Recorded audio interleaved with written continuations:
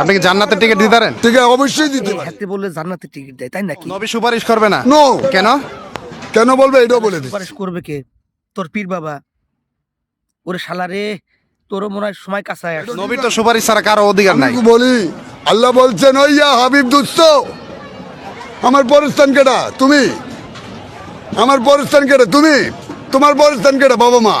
তার পরস্থান কেডা? শ্বশুর শাশুড়ি। তার পরস্থান কেডা? বউ বেটি বাল বাচ্চা। আপনি পারবেননি সাফায়াত করতে? কাকে?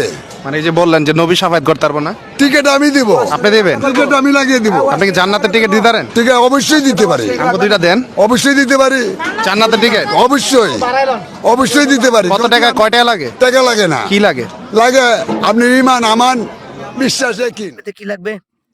ইমান আমান একিন। বাবা তুই সকালে কয় পোটলা গাঁজা খেয়ে বেরিয়েছিলি?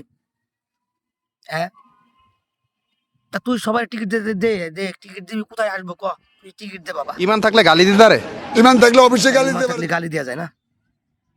ওরে শালার কি খবর, তোরে কি গালি দেবো বাবা? গালি দিতে পারতেছি না, যাও তুই গালি দে, সমস্যা নেই। ইমান থাকলে তুই গালি দে, তুই দিস, তোর বাবা শিখাই দিস তো, তুই গালি দিস, ঠিক আছে? শালার রাম ছাগলের বাচ্চা। তারপর কি বলবি বল শুনি। যদি আপনি যেখানে যা লাগে তাই দিয়া, যদি আপনারটা বুঝে, যদি আপনার শিক্ষাটা কেউ বুঝতে চায় তো বুঝিয়ে দিবেন, আর যদি কেউ না বুঝে তাকে হেডার উপরে এক লাথি মারবেন। ঠিকানাটা আমার দে, আমি তোর পাশাপাশি একটা লাথি মারবো শালা। একটা লাথি মাইরে তোর উবত করে চিৎ করে ফেলাবো বাবা। এই তোর ঠিকানাটা দে, শালা ছাগলের বাচ্চা জানি কথা।